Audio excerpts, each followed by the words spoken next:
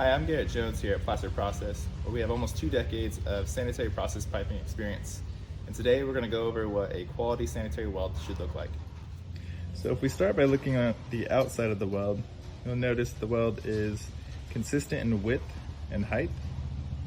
There's no low points and no high points where the material was overheated, and purge was consistent to keep a good convexity to the weld. This weld has already been polished to be consistent with the rest of the outside of the tubing. And if we look closely, we can try to find where the weld starts and stops, and it should be